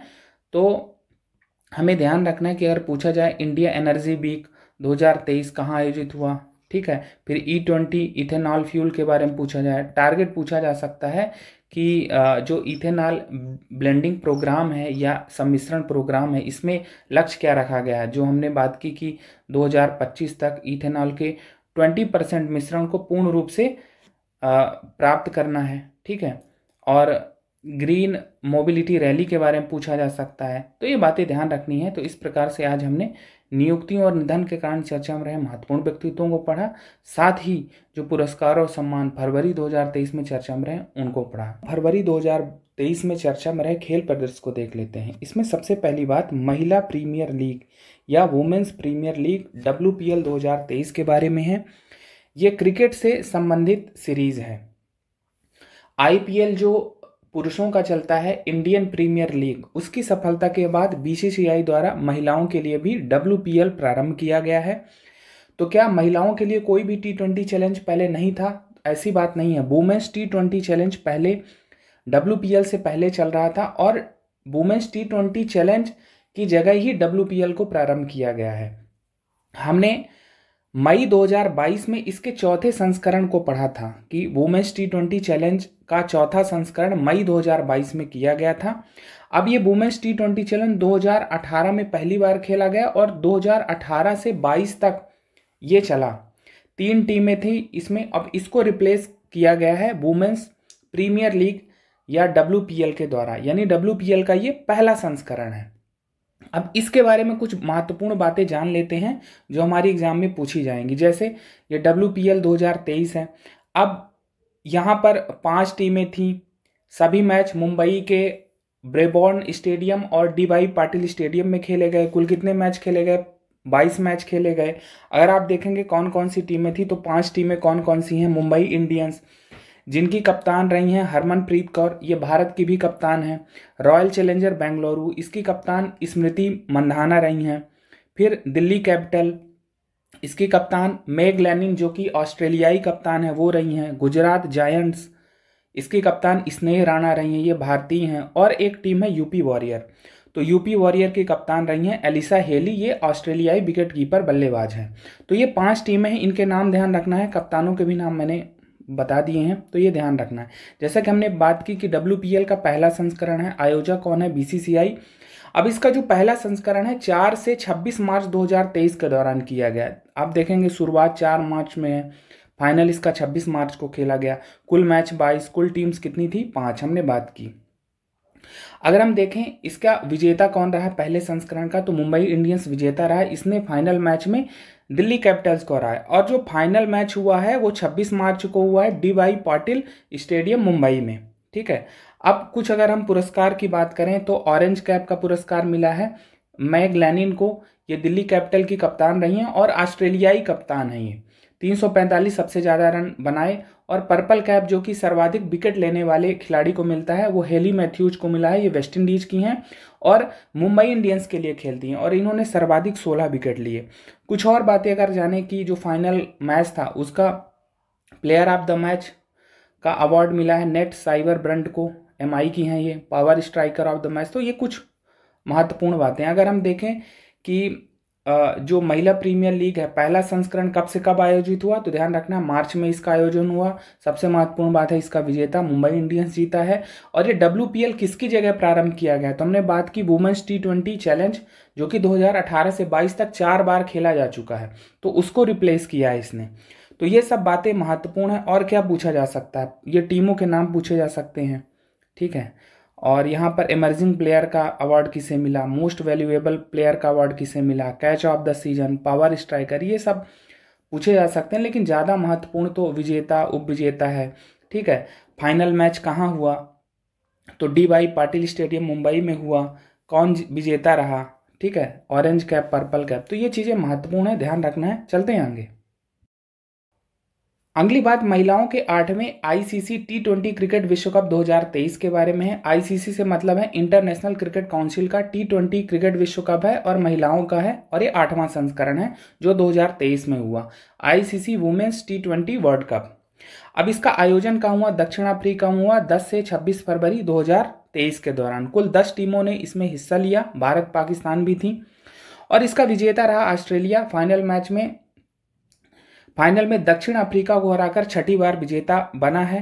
और 26 फरवरी 2023 को इस क्रिकेट विश्व कप का फाइनल मैच केप टाउन में खेला गया। जैसा कि हमने बात की कि ऑस्ट्रेलिया ने 6ठी बार ये आयोजन जीता है। 8 कुल हुए हैं विश्व कप और 6 विश्व कप ऑस्ट्रेलिया ने जीते हैं, तो ये ध्यान रखना है। अगर हम इसके अवार्ड की बात करें तो टूर्नामेंट की सर्वश्रेष्ठ खिलाड़ी रही हैं एस्ले गार्डनर, ये ऑस्ट्रेलिया की हैं। और भारत की अगर हम बात करें तो भारत की क्या परफॉर्मेंस रही, तो भारत सेमीफाइनल में ऑस्ट्रेलिया से हार गया। भारतीय कप्तान कौन थी, हरमनप्रीत कौर। अब अगर कुछ और बातें देखें तो नवा संस्करण इसका 2024 में बांग्लादेश में प्रस्तावित है। क्या भारत में कोई विश्व कप महिला T20 हुआ है, तो ध्यान रखना कि 2016 का वर्ल्ड कप हुआ था वो भारत में ही हुआ था और इसकी विजेता रही है वेस्ट इंडीज टीम। और 8वां संस्करण अभी हुआ है 2023 में। पहला संस्करण कब हुआ था, फर्स्ट हुआ था 2009 में, तो ध्यान रखना है 2009 में पहला हुआ है। भारत में 2016 में हुआ है, विजेता वेस्ट इंडीज रही है। अभी 8वां संस्करण है। आयोजन कहाँ हुआ, दक्षिण अफ्रीका में। विजेता कौन रहा, ऑस्ट्रेलिया रहा है। किसको हराया, ठीक है, तो ये चीजें ध्यान रखनी है। चलते हैं आगे और अगली बात करते हैं। अगली बात दक्षिण अफ्रीका भारत वेस्ट इंडीज महिला T20 क्रिकेट सीरीज 2023 के बारे में है, यानी ये वुमेन्स T20 ट्राई सीरीज है। ट्राई सीरीज में 3 देश कौन कौन से हैं, दक्षिण अफ्रीका है, भारत है और वेस्ट इंडीज है। ये ट्राई सीरीज कब हुई, 19 जनवरी से 2 फरवरी 2023 के दौरान हुई। कहाँ हुई, आयोजन हुआ है दक्षिण अफ्रीका में। अब इसमें कुछ अगर महत्वपूर्ण बातें जाने तो इसका फाइनल मैच हुआ ईस्ट लंदन साउथ अफ्रीका में और विजेता रहा दक्षिण अफ्रीका। फाइनल में इसने भारत को हरा दिया और भारतीय टीम की कप्तान इसमें रही हैं हरमनप्रीत कौर और प्लेयर ऑफ द सीरीज का अवार्ड मिला है दीप्ति शर्मा। ये भारतीय ऑलराउंडर हैं, इन्होंने सर्वाधिक 9 विकेट लिए। तो ये बातें ध्यान रखनी है। अगर हम सीक्वेंस की बात करें तो आप देखिए कि पहले ये ट्राई सीरीज हुई है 19 जनवरी से 2 फरवरी तक। फिर ये वर्ल्ड कप हुआ है, कब से कब हुआ है, 10 से 26 फरवरी तक। यानी आप देखेंगे कि ये जो ट्राई सीरीज है ये कब हो रही है, 19 जनवरी से 2 तक हो रही है, 2 फरवरी तक हो रही है। अभी जो हमने ये 8वां T20 क्रिकेट विश्व कप पढ़ा ये कब से कब तक हुआ, 10 से 26 फरवरी तक। और अभी जो हमने ये WPL पढ़ा तो ये कब से कब हुआ है, 4 से 26 मार्च। यानी ट्राई सीरीज पहले है, फिर इसके बाद ये T20 वर्ल्ड कप है, फिर WPL है। तो ये थोड़ा सीक्वेंस ध्यान रखना है, कंफ्यूज ना हो, इसलिए ऐसा। तो आगे चलते हैं और अगली बात करते हैं। अगली बात भारत ऑस्ट्रेलिया पुरुष क्रिकेट सीरीज 2023 के बारे में है। ये फरवरी मार्च 2023 में संपन्न हुई और ऑस्ट्रेलियाई टीम का भारतीय दौरा था जिसमें 4 टेस्ट खेले गए और 3 एक दिवसीय ODI मैच खेले गए। अब अगर हम टेस्ट मैच की बात करें तो जो 4 टेस्ट खेले गए जिसे बॉर्डर गावस्कर ट्रॉफी भी कहा जाता है, तो उसका विजेता रहा भारत। भारत ने 2-1 से ये सीरीज जीत ली 4 टेस्ट मैचों की। इसमें पहले टेस्ट में भारत के कप्तान रोहित शर्मा ने शतक बनाया नागपुर टेस्ट में और तीनों प्रारूपों में शतक बनाने वाले वो पहले भारतीय कप्तान बन गए हैं। तो ध्यान रखना कि अगर ऐसा कुछ पूछा जाए तो अगर हम टेस्ट सीरीज की बात करें तो जो 4 मैच हुए हैं, 4 में से शुरुआत के 2 मैच भारत ने जीते, 1 ऑस्ट्रेलिया ने जीता और 1 मैच ड्रॉ रहा है, इसीलिए भारत 2-1 से विजेता है। अब अगर हम एक दिवसीय सीरीज की बात करें, 3 मैचों की एक दिवसीय सीरीज थी। अब ऑस्ट्रेलिया ने इस सीरीज को 2-1 से जीत लिया। पहला मैच भारत ने जीता था और बाकी के 2 मैच ऑस्ट्रेलिया ने जीते। तो ध्यान रखना कि अगर ऐसी चीज़ें पूछी जाएं तो कुछ बातों को ध्यान रखना है। चलते हैं आगे और अगली बात करते हैं।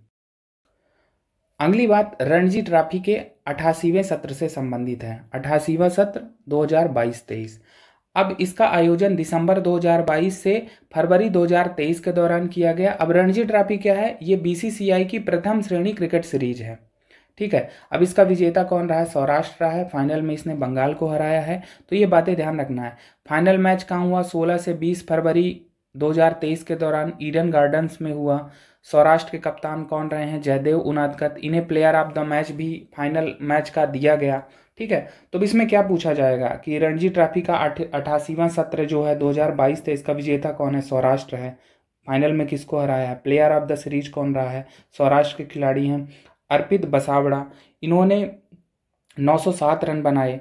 अब एक चीज़ और इम्पॉर्टेंट हमारे MP के दृष्टि से कि 87वां जो सत्र है रणजी ट्रॉफी का 2021-22 का, उसका विजेता MP रहा है, ये ध्यान रखना है। तो ये बातें महत्वपूर्ण हैं। चलते हैं आगे और अगली बात करते हैं। अगली बात ICC की दूसरी पुरुष विश्व टेस्ट चैंपियनशिप के बारे में है। ICC इंटरनेशनल क्रिकेट काउंसिल और जो विश्व टेस्ट चैंपियनशिप है मेंस की, तो दूसरे सत्र की बात है जो 2021 से 23 का सत्र है। अब इसका फाइनल मैच खेला जाएगा भारत और ऑस्ट्रेलिया के बीच। कब खेला जाएगा? जून 2023 में। तो इसी से संबंधित ये बात है। अब ये मैच कहाँ खेला जाएगा? ये मैच खेला जाएगा ओवल लंदन में। ये बात ध्यान रखना कि ओवल लंदन में फाइनल मैच खेला जाएगा जून 2023 में, और ऑस्ट्रेलिया और भारत के बीच खेला जाएगा। ये दूसरी पुरुष विश्व टेस्ट चैंपियनशिप है। पहली जो विश्व टेस्ट चैंपियनशिप है मेंस की, उसका आयोजन जून 2021 में हुआ था। उसके फाइनल का आयोजन किसके बीच हुआ था? भारत और न्यूजीलैंड के बीच, और जिसका विजेता न्यूजीलैंड रहा। भारत को फाइनल में इसने हरा दिया था। तो ध्यान रखना ये बातें। चलते हैं आगे। अगली बात खेलो इंडिया यूथ गेम्स से संबंधित है। 5वें खेलो इंडिया यूथ गेम्स 2022 का आयोजन हुआ है मध्य प्रदेश में। इसमें सबसे महत्वपूर्ण बात यही है, कब से कब तक हुआ है? 30 जनवरी से 11 फरवरी 2023 के दौरान हुआ है, और मध्य प्रदेश के 8 शहरों में इसका आयोजन हुआ, जिसमें भोपाल है, इंदौर, जबलपुर, ग्वालियर, उज्जैन, महेश्वर, बालाघाट और मंडला। तो इन शहरों के नाम भी ध्यान रखने, हमारे एग्जाम में पूछे जा सकते हैं। कुछ मूलभूत बातें जान लेते हैं खेलो इंडिया यूथ गेम्स के बारे में।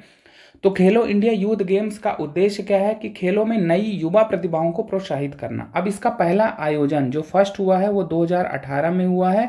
कहाँ? न्यू दिल्ली, नई दिल्ली में इसका पहला आयोजन किया गया। इसका पहले नाम क्या था? खेलो इंडिया स्कूल गेम्स इसका नाम था। 2019 में इसमें नाम परिवर्तन किया गया और खेलो इंडिया यूथ गेम्स कर दिया गया। पहले एस से स्कूल था, अब यूथ हो गया।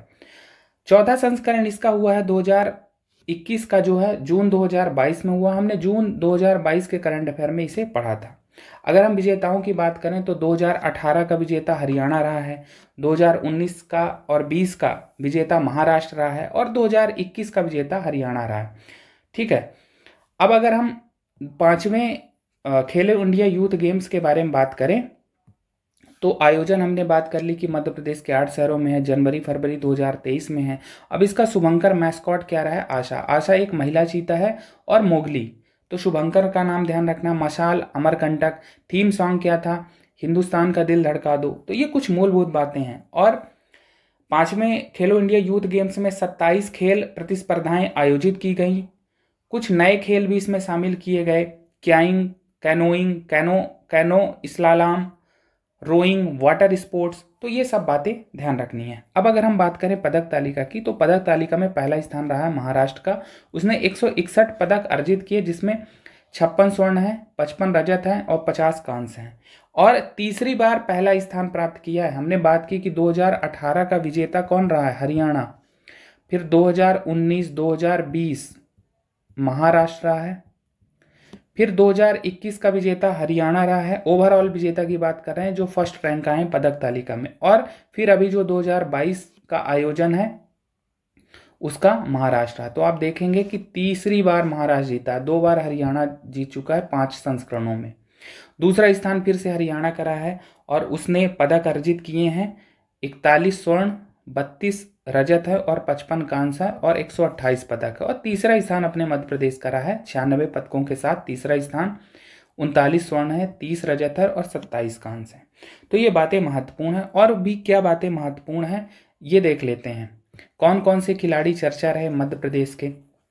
तो अगर हम इसमें देखें तो मध्य प्रदेश के जो चर्चा में रहे खिलाड़ी हैं, नितिन वर्मा है। ये कैकिंग खेल से संबंधित है, और इन्होंने 2 स्वर्ण पदक इसमें खेलो इंडिया यूथ गेम्स के 5वें संस्करण में अर्जित किए। वहीं सुधी गुप्ता हैं, ये मलखम्ब खिलाड़ी हैं। इन्होंने 1 स्वर्ण पदक और 2 रजत पदक अर्जित किए। वहीं दीपेश लश्करी का संबंध जिम्नास्टिक से है। इन्होंने भी 1 स्वर्ण पदक और 2 रजत पदक अर्जित किए। मध्य प्रदेश की जो मलखम्ब टीम है उसको स्वर्ण पदक मिला। और भी कुछ बातें कि मध्य प्रदेश की जो पुरुष हॉकी टीम है उसको स्वर्ण पदक मिला है। कुछ और बातें अगर हम देखें तो एमपी की जो बॉक्सिंग टीम है उसने 13 पदक अर्जित किए। एमपी की जो बॉक्सिंग टीम है 13 पदक, जिसमें 2 स्वर्ण है, 4 रजत है और 7 कांस्य पदक हैं। ठीक है। अब इसका उद्घाटन समारोह भोपाल के टीटी नगर में हुआ था, और समापन समारोह भी भोपाल में हुआ। समापन समारोह में अनिर्वन रॉय जो कि नन्हे बांसुरी वादक है, उनकी प्रस्तुति हुई। विशिष्ट अतिथि अनुराग सिंह ठाकुर थे जो कि केंद्रीय खेल एवं युवा मंत्री हैं। गगन नारंग जो कि शूटिंग खिलाड़ी हैं और ओलंपिक मेडलिस्ट है, ये भी समापन समारोह में उपस्थित रहे। तो ये कुछ मूलभूत बातें हैं। हमने इतना डिटेल से इसलिए डिस्कस किया क्योंकि इसका आयोजन मध्य प्रदेश में हुआ है और बहुत सारी चीज़ें हैं जो पूछी जा सकती हैं हमारे एग्जाम में, तो हमने सभी चीज़ें कवर करने की कोशिश की है। ध्यान रखना है पदक तालिका में पहला स्थान कौन है, मध्य प्रदेश का क्या स्थान है, कौन कौन से खिलाड़ी चर्चा में रहे हैं, ठीक है। नितिन वर्मा का संबंध किससे है, सुधी गुप्ता, दीपेश लश्करी, ठीक है। मलखम्ब टीम को स्वर्ण पदक है, मध्य प्रदेश पुरुष हॉकी टीम को स्वर्ण पदक है, ठीक है। बॉक्सिंग जो हमारी टीम है उसको 13 पदक मिले हैं। ये सब महत्वपूर्ण बातें हैं। शुभंकर, मशाल, थीम सॉन्ग क्या रहा है, ठीक है। आयोजन किन शहरों में हुआ है, तो ये बातें महत्वपूर्ण है। चलते हैं आगे। अगली बात तीसरे खेलो इंडिया विंटर गेम्स के बारे में है। अभी हमने क्या पढ़ा था, खेलो इंडिया यूथ गेम्स, अभी ये विंटर गेम्स है। विंटर गेम्स का क्या मतलब है कि ये भारत के राष्ट्रीय स्तर के शीतकालीन खेल हैं। अब इसमें कौन कौन से खेल हैं, जैसे आइस स्टॉक, आइस हॉकी, ठीक है, नार्डिक स्कीइंग, स्नो रग्बी, ये सब खेल हैं, ठीक है। तो थर्ड खेलो इंडिया विंटर गेम्स 2023 का आयोजन कहाँ हुआ है, गुलमर्ग, जम्मू कश्मीर में, फरवरी 2023 में। तो ये बात ध्यान रखना है। अच्छा, इसका पहला आयोजन कब हुआ था, 2020 में हुआ था, गुलमर्ग व लेह में। ठंडे प्रदेश हैं ये, ठीक है। आयोजन ठंडे प्रदेशों में ही हुआ क्योंकि पूरे खेल ही किससे संबंधित है, ये शीतकालीन खेल इसीलिए कहे जाते हैं। तो हमने इसका आयोजन जान लिया तीसरे खेलो इंडिया विंटर गेम्स का। ये भी जान लिया कि भारत के राष्ट्रीय स्तर के ये शीतकालीन खेल हैं। अब हम पदक तालिका की ओर देखते हैं। तो पदक तालिका में पहला स्थान जम्मू कश्मीर का आया है। इसने 76 पदक अर्जित किए, जिसमें से 26 स्वर्ण है, 25 रजत है और 25 ही कांस्य पदक है। दूसरा स्थान महाराष्ट्र का रहा है, जिसने 27 पदक अर्जित किए, जिसमें 13 स्वर्ण, 8 रजत और 6 कांस्य हैं। और तीसरा स्थान हिमाचल प्रदेश का रहा है, इसने 31 पदक अर्जित किए, जिसमें 10 स्वर्ण है, 14 रजत और 7 कांस्य है। हमारे मध्य प्रदेश का क्या स्थान रहा है, तो हमारे मध्य प्रदेश का 27वां स्थान रहा है। मध्य प्रदेश ने 2 कांस्य पदक तीसरे खेलो इंडिया विंटर गेम्स में अर्जित किए। तो ये कुछ बातें महत्वपूर्ण हैं, तो ध्यान रखना है। खेलो इंडिया विंटर गेम्स कहाँ हुए आयोजित, पदक तालिका, मध्य प्रदेश का क्या स्थान है। चलते हैं आगे। अगली बात महिलाओं की 13वीं सीनियर राष्ट्रीय हॉकी चैंपियनशिप 2023 के बारे में, जिसका आयोजन किया गया है आंध्र प्रदेश के काकीनाडा में। कब से कब तक, 15 से 26 फरवरी तक। 15 से 26 फरवरी तक ये आयोजन है सीनियर राष्ट्रीय हॉकी चैंपियनशिप महिलाओं की, ठीक है।